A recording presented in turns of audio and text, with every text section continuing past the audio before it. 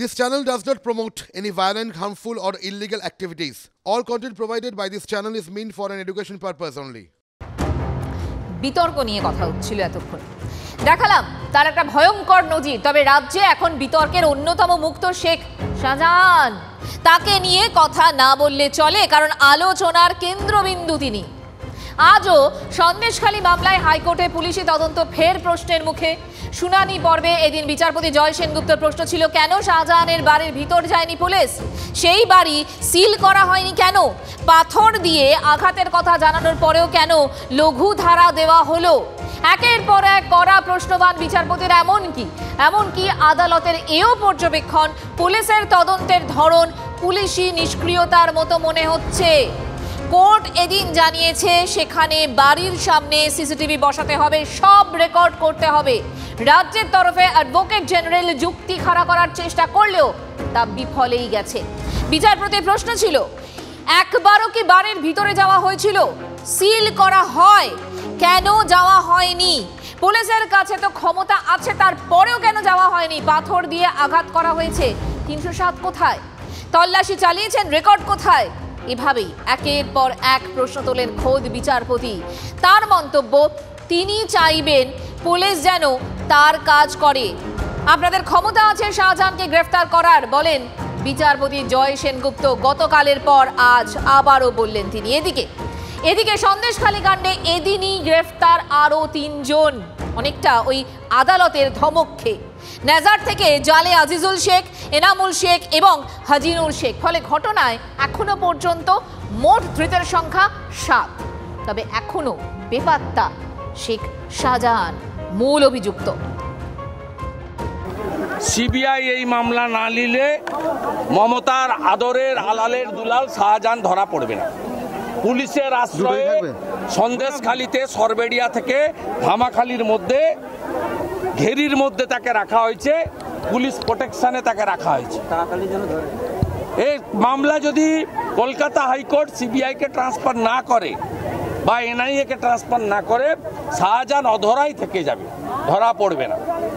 Central এজেন্সিকে দিয়ে দিক, সেন্ট্রাল এজেন্সি জানে কি করে চুলের মুঠি ধরে তুলে আনতে হয়, সেটা সেন্ট্রাল এজেন্সি ভালো জানে। পুলিশ প্রশাসন যা করার করছেন, আর শুধু রাজ্য পুলিশকে বলা হচ্ছে কেন?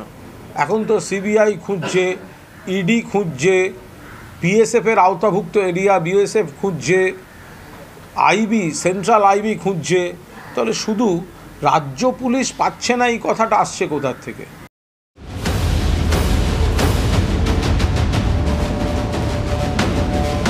শেখ শাহজাহানের কথা বলছিলাম। সত্যি তিনি গেলেন কোথায়? উবে গেলেন। এদিকে আবার তাকে নিয়ে অভিযোগের শেষ নেই।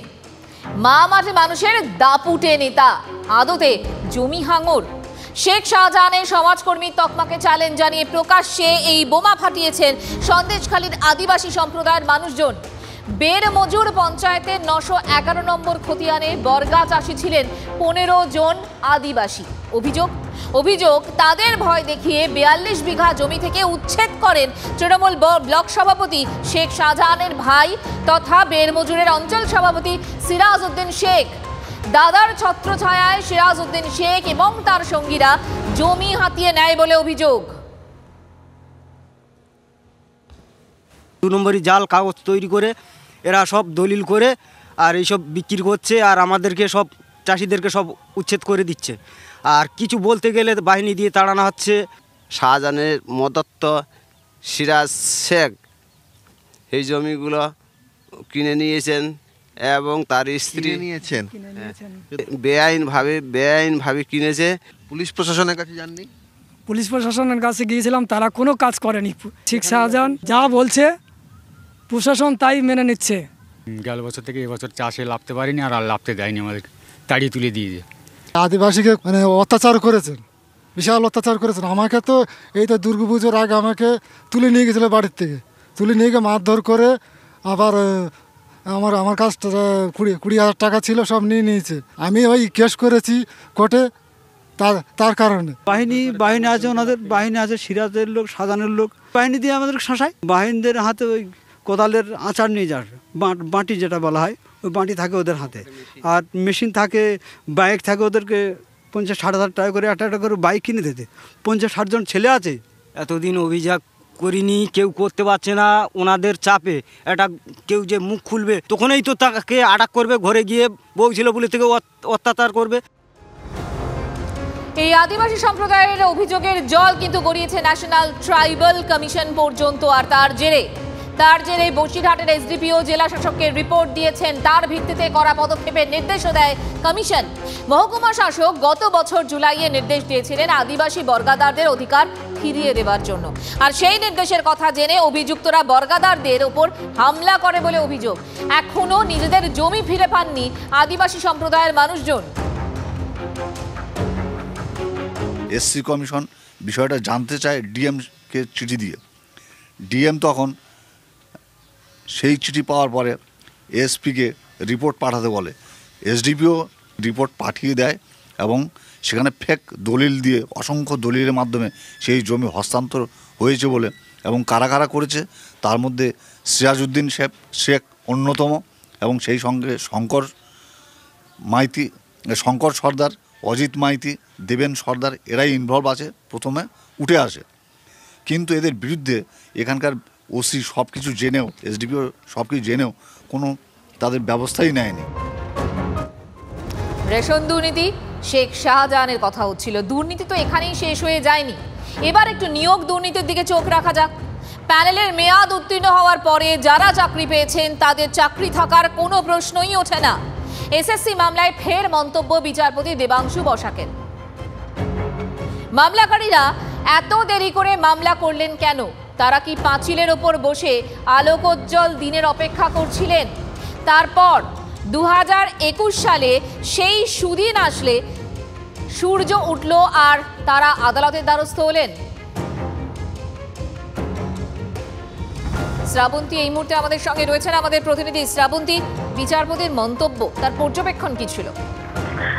দেখো, এসএসসি এই বিশেষ বেঞ্চে যে মামলা চলছে সেখানে আজকের যারা বিতর্কিত চাকরি প্রার্থী তাদের হয়ে সওয়াল করছিলেন কল্যাণ বন্দ্যোপাধ্যায়, অনিন্দ মিত্রের মতো বর্ষিয়ান আইনজীবীরা, সেখানেই কল্যাণ বন্দ্যোপাধ্যায় বেশ কিছু সওয়াল রয়েছে। তার বক্তব্য যে সিবিআই একসময় একটি হার্ড ডিস্ক উদ্ধার করে, সেটা নাইসার কোনো কোম্পানির থেকে নয়, শুধুমাত্র একজন যিনি কাজ করতেন তার প্রাক্তন কর্মীর বাড়ি থেকে।